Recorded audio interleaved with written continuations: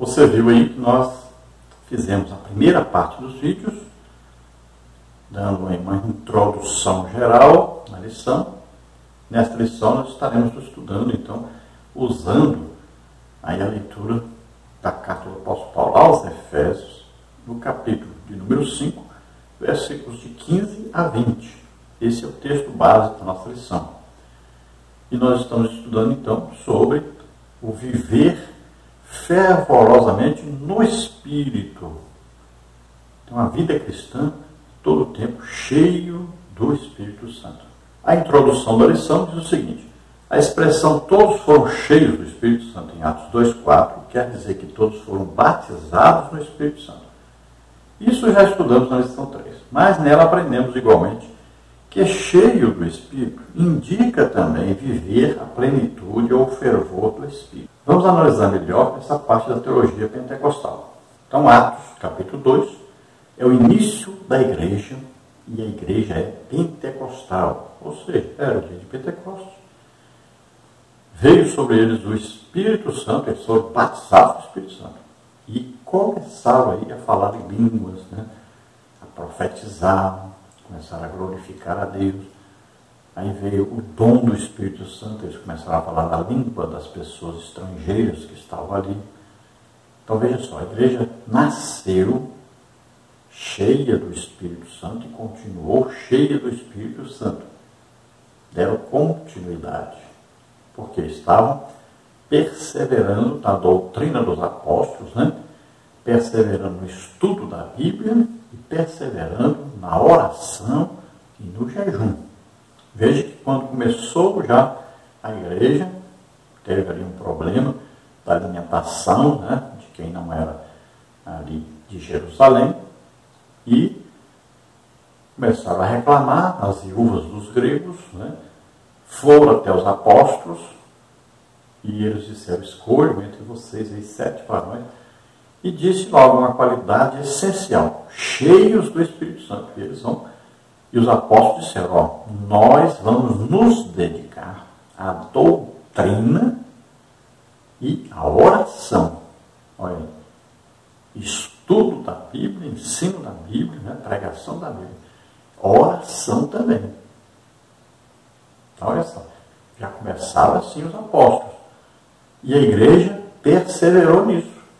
Pode ver que quando eles se reuniam, eles estavam ali lendo, estudando a Bíblia, e estavam orando. Isso é muito importante entender. Aqueles que dirigem a igreja devem se ocupar de doutrina e oração. Não é de administração eclesiástica. Não é de contar dinheiro, fazer dinheiro, preocupar-se com coisas materiais. Não. Os que dirigem a igreja devem se preocupar com a doutrina e com a oração. É isso que ensina a Bíblia. Então veja que houve o batismo do Espírito Santo, e daí para frente sempre teve, e nós vamos ver que os discípulos estavam reunidos cerca de 120. Todos foram batizados do Espírito Santo. Não ficou gente sem ser batizado.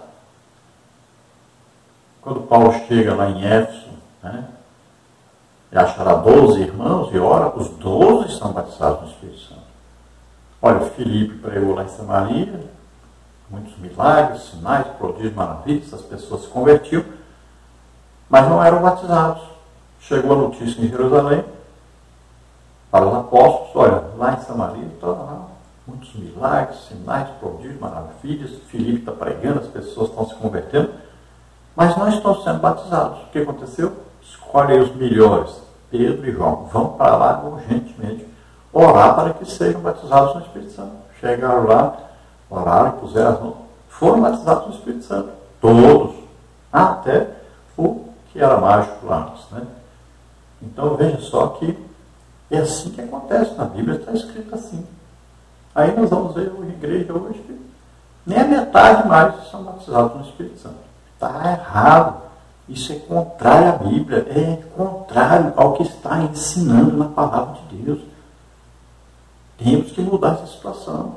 Então nós vamos estudar hoje esse fervor espiritual, que é um fervor no Espírito. As pessoas que são crentes que já são batizados no Espírito Santo e vão manter, vão dar manutenção a esse fervor espiritual, a estarem sempre cheios do Espírito Santo, sempre produzindo no reino de Deus, buscando sempre primeiro, como mais importante, as coisas de cima, as coisas de Deus, as coisas espirituais. No tópico 1 nós temos a importância da devoção pela palavra e oração. O apego à palavra e o hábito de orar são indispensáveis à vida cristã. São práticas ensinadas ao povo de Deus desde o princípio, pois Deus fala por meio delas. Subtópico 1, devoção. A nossa ideia de devoção é de apego, dedicação e zelo. Como o nosso apreço pela oração, Mateus 26, 41, o amor pela palavra, Salmo 119, 97, e o apego ao jejum. Leitura da Bíblia, oração e jejum são importantes exercícios espirituais na vida da igreja desde o princípio. Tudo isso é válido e espiritualmente salutar para a vida cristã, mas torna-se eficaz quando acompanhada de santificação, de humildade, prudência e sabedoria. Versículo 15. A nossa prudência é para que essas palavras não venham se tornar motivo de exibição. Então, a devoção significa, então, uma vida devotada a Deus, ou uma vida dedicada a Deus, uma vida em comunhão com Deus, uma vida de intimidade com o Espírito Santo, uma vida de sempre estudo da Bíblia, de oração, de jejum. E a igreja teve início assim. É o exemplo para nós. Você leia Atos dos Apóstolos. Eu geralmente leio todo ano o livro de Atos dos Apóstolos. A igreja deve estar sempre lendo como começou a igreja. Assim, a igreja vai seguir os passos, as orientações da igreja, como começou a igreja. É assim que nós devemos ser. Eles são um exemplo para nós. Então nós vamos ver que eles andavam sempre cheios do Espírito Santo. Você pode ver. E Pedro cheio do Espírito Santo. E Paulo cheio do Espírito Santo. Olha lá os evangelhos. Jesus cheio do Espírito Santo. Então o segredo é esse, viver cheio do Espírito Santo. Para isso precisamos estar sempre lendo, estudando a Bíblia, orando, não é oração de 10 minutos, 15 minutos, meia hora, orando. E também jejuando, praticando o jejum. Jejum é importante. O jejum vai fazer com que nós possamos dedicar esse tempo integralmente a Deus. O jejum vai fazer com que a nossa carne seja dominada, que o nosso corpo tenha domínio, que não pode fazer o que quiser, comer o que quiser. Não, tem que ter domínio. E o domínio deve ser do Espírito Santo sobre nós. Então, a nossa vida cristã, para a pessoa se manter cheia do Espírito Santo, deve estar vivendo sempre humilde diante de Deus, né? Se submetendo a Deus. A pessoa sempre vai buscar santificação para poder constantemente estar cheia do Espírito Santo. Senão não consegue viver com prudência, né? Não pode viver de qualquer maneira, não pode fazer o que deseja, a qualquer hora fazer o que quiser. Não é assim a vida cristã. É uma vida controlada pelo Espírito Santo, direcionada pelo Espírito Santo. Então, se nós estivermos no domínio, né, nosso eu, nosso ego, aí não consegue ser dirigido pelo Espírito Santo. Nós temos que ter uma vida dirigida pelo Espírito Santo, conduzida pelo Espírito Santo. Esse é o viver cheio do Espírito Santo. Agora, todo crente cheio do Espírito Santo, que está produzindo na obra de Deus, é evidente que ele vai se destacar entre os outros. Vai causar inveja, muitas vezes, perseguição, muitas vezes, dos que estão dentro da igreja. Isso é normal. Se nós olharmos o livro de Atos dos Apóstolos, nós vamos ver que a própria igreja perseguia aqueles que estavam fazendo a obra de Deus. Por que teve aquela reunião lá em Jerusalém? Por que foi feita aquela reunião? Exatamente porque os crentes de Jerusalém saíam, passavam pelos lugares que Paulo tinha aberto igrejas e queriam exigir dos gentios que eles fossem judeus, praticassem as mesmas coisas que os judeus praticavam. Olha aí, uma perseguição dentro da própria igreja, querendo atrapalhar as pessoas que aceitavam Jesus como Senhor e Salvador e que não eram judeus. Então sempre foi assim. Você vai ver Paulo citando até nomes de pessoas dentro da igreja que perseguiam Paulo. Você vai ver João falando que tinha até pastor que as pessoas, esse pastor nem recebia. Se João mandasse alguém pregar na igreja, visitar a igreja, ele nem recebia. Dentro da igreja, imagine, o apóstolo João. Então, veja bem, é normal. Muitas vezes, as manifestações do Espírito Santo nós não conseguimos compreender. Tem gente que ele é tão frio, tão sem graça, tão sem enchimento do Espírito Santo, que ele olha as manifestações do Espírito Santo e pensa que é um teatro, que é uma exibição, que é não sei o quê. Por quê? Porque ele está gelado, sem graça, não tem prazer mais naquele avivamento do Espírito Santo, as manifestações do Espírito Santo. Tem gente que tem mais de 30 anos que não vê uma manifestação poderosa de Deus na sua igreja. Tem gente que está atrapalhando o Espírito Santo se manifestar na sua igreja. Aí fica assim, né? Acha que é uma exibição as coisas de Deus. Mas é a verdade. Ouça a verdade, mude. Porque tem muita gente que está atrapalhando, inibindo, proibindo as manifestações do Espírito Santo. Subtópico 2, a oração e a palavra. Todos nós conhecemos o jargão evangélico. A oração é a chave da vitória. Isso é verdade. Não existe vida espiritual abundante sem oração. Segundo a declaração de fé das Assembleias de Deus, a oração é o ato consciente pelo qual a pessoa dirige-se a Deus para se comunicar com Ele e buscar a sua ajuda por meio de palavra ou pensamento. A oração é a alma do cristianismo e expressa a nossa total dependência de Deus. O próprio Senhor Jesus Cristo tinha o hábito de orar. Lucas 3, 21, 6, 12.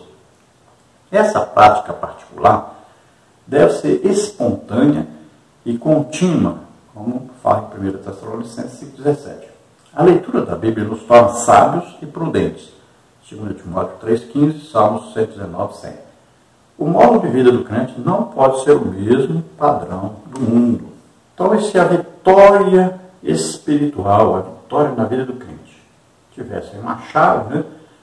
Então a chave que vai abrir é a oração. Por quê? Tudo que nós necessitamos aqui, primeiro precisa ser construído lá no céu. Primeiro é no reino espiritual, depois é que aparece no material. Veja bem, olha o que diz a Bíblia. Os mundos, pela palavra de Deus, foram criados. Então, primeiro acontece no reino espiritual, depois é que aparece aqui. Então, se você olhar aí o banco da igreja, banco de madeira, de onde veio? Então você vai ver, veio de uma árvore. Mas quem fez a árvore? Deus. Usou o quê? Sua palavra. Reino espiritual primeiro, depois é que apareceu na terra. Então tudo que você vê não foi feito do que é aparente. Tudo foi feito do quê? Da palavra de Deus. Nasceu no reino espiritual primeiro. Então a oração é para isso. Você vai fabricar no reino espiritual o que você quer que aconteça, que apareça aqui no reino material. A oração é um diálogo com Deus. Você vai falar com Deus e vai escutar Deus falando com você. Então veja só a importância da oração. E existem vários tipos de oração. Você vê lá em Efésios, né, orando em todo o tempo e com todo tipo de oração. Vamos ver alguns rapidamente. Olha aí. A coisa que nos separa de Deus, o que é? Pecado. Primeira oração, então, o que é? Arrependimento. Segunda coisa, a oração menos feita no mundo, o que é? Agradecimento. Terceira oração, nós vamos fazer o quê? louvar a Deus. Não é só cantar, louvar. Louvar é dizer os atos de Deus. É louvar a Deus pelos seus feitos. Você pode louvar a Deus tanto pelo que Ele já fez, ou pelo que Ele está fazendo, e até pelo que você acha que Ele vai fazer, que você acredita que Ele vai fazer. Também existe o quê? A outra oração? A adoração. Adorar a Deus pelo que Ele é, não é agora pelo que Ele faz, ou fez, ou que você quer que Ele faça. Mas adorar a Deus pelo que Ele é. Deus é amor, é misericórdia. Deus é onipotente, onipresente, onisciente. Então você vai adorar a Deus pelo que Ele é. Você vai se dobrar diante de Deus, né? Estar ali aos pés do Senhor. Essa adoração. Depois vem o quê? Petição. Pedir. A oração mais feita no mundo é essa. Pedir, pedir, pedir. As pessoas pedem muito, né? Mas tem que fazer as outras também. Então a petição é pedir para si próprio. Depois vem o quê? A intercessão, que é pedir por outrem. Então você vai entrar no lugar da pessoa ou do país, né? Que você quer orar por eles. Então você vai entrar no lugar deles. Você vai sentir os problemas deles. Você vai sentir as dores dele. Então você entra no lugar e vai a Deus pedindo em favor dessa pessoa, ou dessa família, ou dessa cidade, ou desse país, né? Então você vai a Deus pedindo em favor. E vai contra Satanás, dizendo para ele sair dali, vai expulsando o demônio daquele lugar, daquela pessoa, né? Então isso é intercessão, é se colocar no lugar de outro. Olha, nós temos um intercessor do céu, Jesus. E Ele entrou em nosso lugar na cruz, morreu por nós, levou nossos pecados sobre Ele. Temos na terra o intercessor também, o Espírito Santo, que intercede por nós. E a Bíblia diz que até com gemidos inexprimíveis. Nós devemos interceder, estar sempre orando pelos outros. Tem mais oração, oração, por exemplo, de consagração, né? Você entrega a sua vida, tudo que você tem a Deus. Então se torna um instrumento de Deus. Tem a oração de transferência, né? Lançando sobre Ele todas as nossas ansiedades, preocupações, lançando sobre Jesus. Deixe que Ele resolve. Nós vamos seguir aqui a orientação do Espírito Santo para fazermos alguma coisa, resolvermos, mas confiando que Deus está no controle, está nos dirigindo, né? Então são vários tipos de oração. Aí tem gente que diz que não sabe como consegue orar 1 hora, 2 horas, 3 horas, porque não tem tanta oração. Tem muita oração. Então você deve procurar orar sempre e abundantemente. E nós podemos ver os exemplos bíblicos, né, de oração. Quantas orações, né? A oração que Salomão fez é um exemplo muito grande de oração. Você vai ver aí louvor, adoração, né? Intercessão, várias coisas estão naquela oração. Oração de Moisés. Vamos ver aí várias orações, né? Daniel orava 3 vezes, aí 3 horas por dia. Davi, várias orações. Vamos ver que Davi também orava pela manhã, à tarde e à noitinha. 3 vezes por dia também, seguindo o padrão. Vamos ver que Jesus era um homem de oração, sempre estava orando. E vamos ver os apóstolos, né? Vamos ver aí Paulo falando, sempre aqueles que viveram cheios do Espírito Santo, sempre estiveram orando e orando muito. Subtópico 3, o viver sabiamente, como está no versículo 15. Esses exercícios espirituais devem ser colocados em prática no dia a dia, diferentemente do nécio. Vede prudentemente como andais, não como nécios, mas como sábios. Versículo 15. Existem pelo menos 7 palavras gregas no Novo Testamento para nécio, mas aqui o apóstolo usa nessa passagem, só aparece aqui, asófos, tolo sem juízo. Paulo está contrastando a sabedoria cristã, que vem do Espírito, com a insensatez dos pagãos. Isso se torna claro no versículo 17, onde o apóstolo usa o termo afon, nécio, insensato, e acrescenta que esses não entendem a vontade do Senhor. Devemos priorizar a vontade de Deus em nossas decisões, atitudes, e não focar as aparentes vantagens, como faz o mundo. O modo de vida do crente não pode ser o mesmo padrão do mundo. Romanos 12, 1. Então não podemos viver como vive o mundo, que não existe um padrão ali de oração, de jejum, de estudo da Bíblia. Então vivem aí a seu bel prazer, são guiados por demônios, vivem desorientados, desesperados. Nós não. Nós temos um modo de vida, vida cristã, vida cheia do Espírito Santo. Sempre devemos estar, então, orando, jejuando, estudando a palavra de Deus. E sempre fazendo a obra de Deus. Temos que ter sempre aquele objetivo de ganhar almas, de vivermos de tal maneira que as pessoas desejem ser como nós, desejem seguir a Deus como nós seguimos. Em todo lugar, em todo tempo, devemos ser exemplo para os outros. E o subtópico 4, remindo o tempo.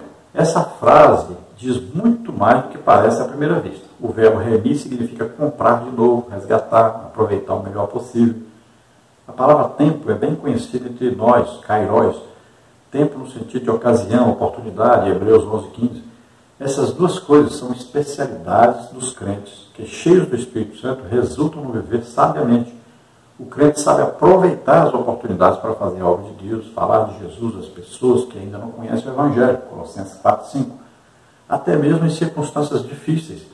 Na verdade, tanto hoje como nos dias apostólicos, os dias são maus. Então, remindo o tempo, você vai fazer conta.